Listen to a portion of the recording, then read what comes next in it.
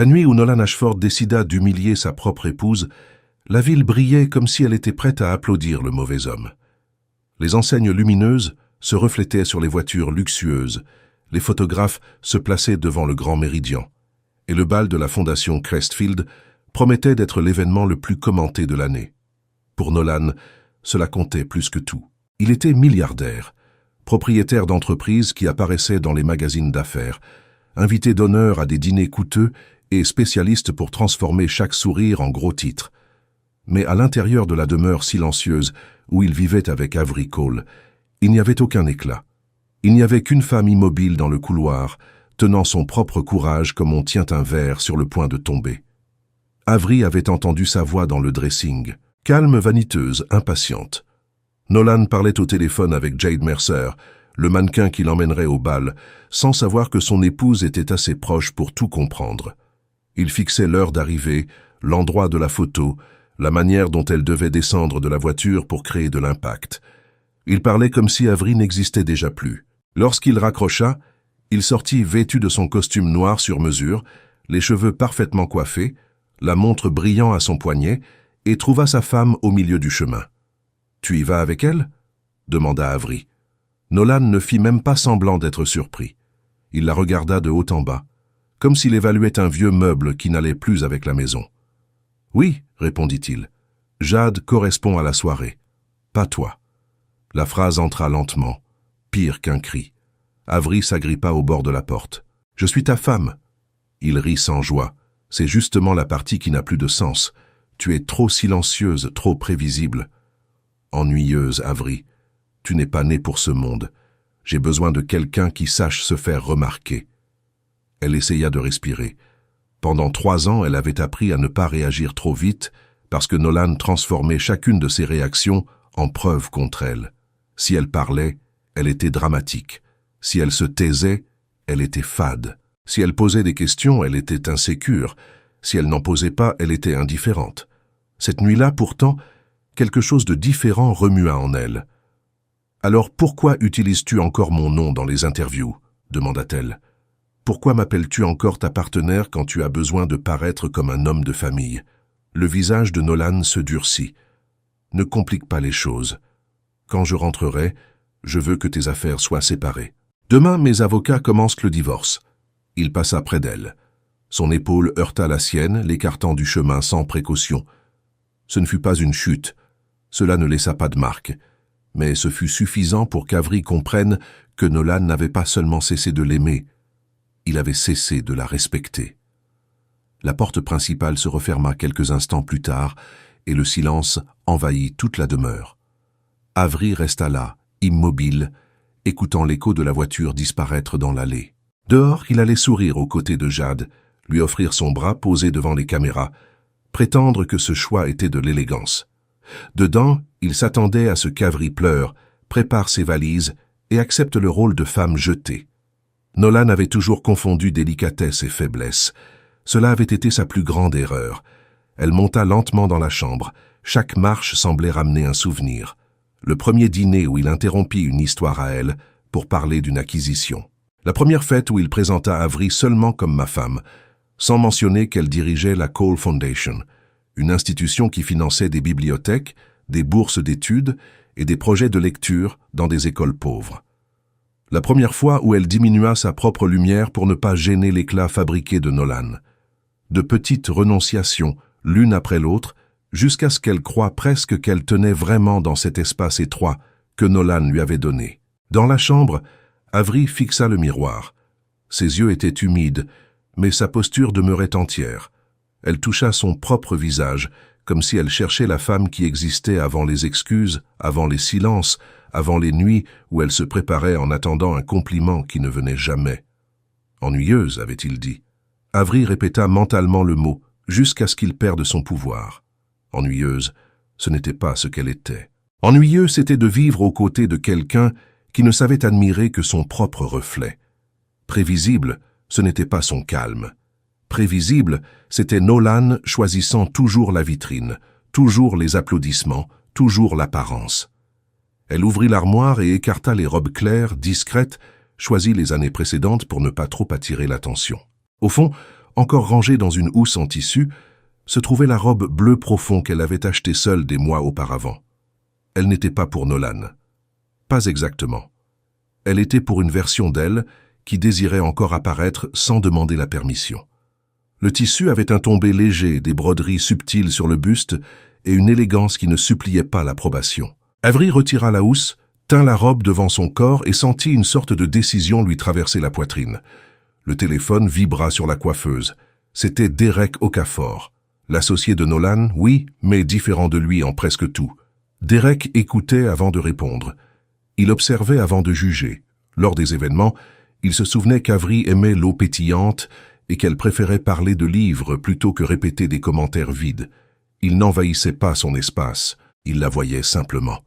Avery répondit « J'ai appris que Nolan était parti avec Jad, dit Derek sans détour. Est-ce que tu vas bien ?» La question faillit la briser, non pas à cause de la douleur, mais à cause de sa simplicité.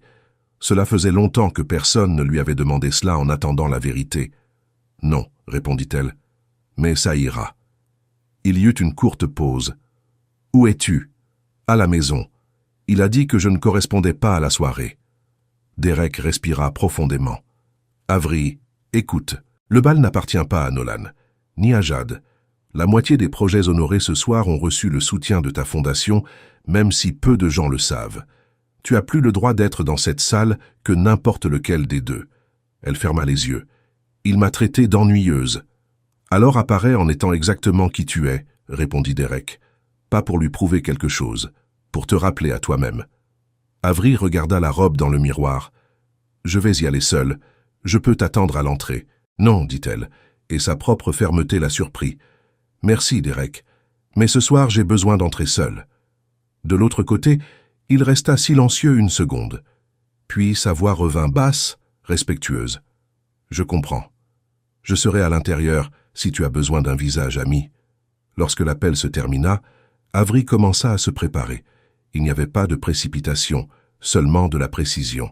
Elle attacha une partie de ses cheveux, laissant des ondulations tomber sur ses épaules. Elle choisit de petites boucles d'oreilles en diamant, un bracelet fin et la chaîne qu'elle avait achetée après le premier grand contrat de la Cole Foundation.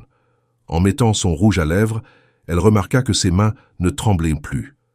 Le chauffeur ouvrit la portière de la voiture 20 minutes plus tard. Avery monta sans rien expliquer. Par la fenêtre, elle vit la demeure s'éloigner, illuminée et vide, comme un décor après que les mauvais acteurs ont quitté la scène. Au Grand Meridian, les flashs explosaient.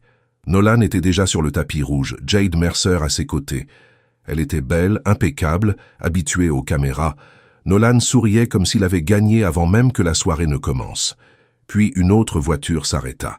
Avery descendit seul, et le bruit de l'événement sembla diminuer, comme si tout le monde s'était enfin réveillé en même temps. Les photographes, qui quelques instants plus tôt se disputaient le meilleur angle de Nolan et Jade, tournèrent leurs objectifs dans la même direction. Avery ne leva pas le menton pour paraître supérieure, ni ne sourit comme quelqu'un qui implorait l'acceptation. Elle marcha simplement, calme, vêtue de bleu profond, avec l'élégance silencieuse de quelqu'un qui en avait assez de demander pardon d'exister. Chaque flash semblait découvrir en elle une personne que toute la ville avait ignorée trop longtemps. Nolan la vit d'abord dans le reflet d'un appareil photo. Son sourire vacilla avant qu'il puisse se contrôler. Pendant un instant, il sembla ne pas reconnaître sa propre épouse. Pas cette femme-là, pas ses épaules fermes, ses yeux clairs, cette tranquillité qui ne correspondait pas à l'image minuscule qu'il avait créée d'elle pour se sentir plus grand. Jade remarqua le changement sur son visage et suivit son regard. « Qui est-elle » demanda-t-elle sans quitter Avery des yeux. Nolan déglutit. « Ma femme. » Jade se tourna lentement vers lui. « Ta femme ?» Le mot resta entre eux comme une coupe brisée. Nolan tenta de retrouver son charme, mais sa posture trahissait déjà son malaise. Avery ne les regarda pas immédiatement. Elle salua l'hôtesse, parla avec 2 membres du conseil, accepta de l'eau pétillante et remercia. Il n'y avait aucune hâte à affronter Nolan. La soirée était grande, et pour la première fois, elle n'avait besoin de courir après personne. À l'intérieur de la salle, les invités s'écartaient pour laisser passer Avery sans comprendre pourquoi. Certains la reconnaissaient comme l'épouse de Nolan Ashford, d'autres se souvenaient de son visage lors de réunions discrètes, de rencontres philanthropiques, d'inauguration de bibliothèque, mais cette nuit-là, ces versions se réunirent. Avery cessa d'être un détail à côté d'un homme célèbre. Elle devint le centre d'une question silencieuse. Comment quelqu'un d'aussi présent avait-il pu passer si longtemps inaperçu? Derek Okafor se tenait près de l'escalier intérieur. Quand il la vit, il sourit seulement, comme s'il assistait à une vérité arrivant enfin à sa juste place. Avery s'approcha. « Tu es entré seul, dit-il. J'avais besoin de savoir que j'en étais capable. »« Tu en étais capable avant même d'ouvrir la porte, répondit Derek. Elle sourit légèrement mais sincèrement. Nolan voulait toujours posséder l'éclat d'une salle. Derek savait rester près de la lumière sans l'éteindre. De l'autre côté, Nolan observait. Jade disait quelque chose mais il ne l'entendait pas. Son regard suivait Avery parlant avec un sénateur, puis avec la directrice de la Crestfield, puis avec une journaliste qui ouvrit un sourire en la reconnaissant. « Avery Cole, dit la journaliste. J'ai essayé de vous interviewer 2 fois au sujet des projets de lecture à l'intérieur du pays. Vous n'avez jamais répondu. » Avery sembla surprise. « Je pensais que cela n'intéressait pas grand monde. »« Intéressait ?» La reporter eut un petit rire. « La Cole Foundation a financé plus de 40 bibliothèques communautaires. C'est une énorme nouvelle. » Le commentaire se répandit dans le groupe. Un homme d'affaires posa des questions sur les programmes. Une professeure retraitée loua le travail dans les écoles publiques. Avery répondit avec clarté, expliquant les projets, les plans, les noms de communautés que Nolan n'avait jamais entendus parce qu'il n'avait jamais demandé. Derek resta à ses côtés, dans un silence attentif. Nolan sentit la honte monter le long de son cou. Pendant 3 ans, il avait partagé café, voyage, chambre d'hôtel, anniversaire et dîner avec cette femme. Pourtant, il ne savait pas dire combien de bibliothèques elle avait ouvertes, combien d'enfants elle aidait, combien de réunions elle affrontait, tandis que lui répétait en public qu'elle était trop réservée pour les affaires. La vérité était pire. Avery n'était pas silencieuse par manque de monde. Elle avait simplement cessé de parler à quelqu'un qui ne voulait pas écouter. Lorsque le maître de cérémonie appela les personnes honorées, Nolan ajusta son veston par réflexe. Il s'attendait à monter sur scène, à recevoir des applaudissements pour le don fait par son entreprise et à poser avec Jade à ses côtés. Mais avant son nom, un autre fut annoncé. Nous aimerions également remercier la Cole Foundation, dirigée par Avery Cole, pour son soutien essentiel aux programmes éducatifs qui seront lancés cette année. Avery resta immobile pendant une seconde. Nolan pâlit. Derek se pencha près d'elle. « Vas-y. » Elle monta les marches de la scène sans se presser. Les lumières la trouvèrent, et cette fois elle ne se recroquevilla pas. Elle reçut la plaque de reconnaissance, remercia la directrice et s'approcha du micro. La salle attendit. « Bonsoir, » dit Avery. « Pendant longtemps, j'ai cru que travailler en silence suffisait. En partie, je le crois encore. Le bien fait sans public reste du bien. Mais aujourd'hui, je comprends que certaines causes ont besoin d'une voix, parce que chaque projet invisible perd la chance d'atteindre quelqu'un qui en a besoin. La Cole Foundation est née petite. Elle a commencé avec une salle prêtée, des étagères données et 10 enfants qui voulèrent de nouveaux livres. Aujourd'hui, nous sommes présents dans 3 États, avec des programmes de lecture, des bourses, des formations pour enseignants et des bibliothèques communautaires. Rien de tout cela n'est à moi seul. Cela appartient aux équipes, aux écoles, aux familles et aux enfants qui nous rappellent pourquoi il vaut la peine de continuer. Les applaudissements arrivèrent forts, sincères. Avery ne chercha pas Nolan dans le public. Ce fut le détail qui lui fit le plus mal. Elle ne parlait pas pour le blesser ni pour l'impressionner. Elle avait simplement repris sa propre voix, et sa voix n'avait plus besoin de traverser son approbation pour exister. Jade regarda Nolan avec une expression froide. « Tu m'avais dit qu'elle ne faisait rien. » Nolan tenta de répondre. « Je ne savais pas. » Cette réponse, si petite, sembla le condamner. Quand Avery descendit de la scène, plusieurs personnes s'approchèrent. Des invitations apparurent. Un éditeur demanda une réunion. Une femme d'affaires proposa un parrainage.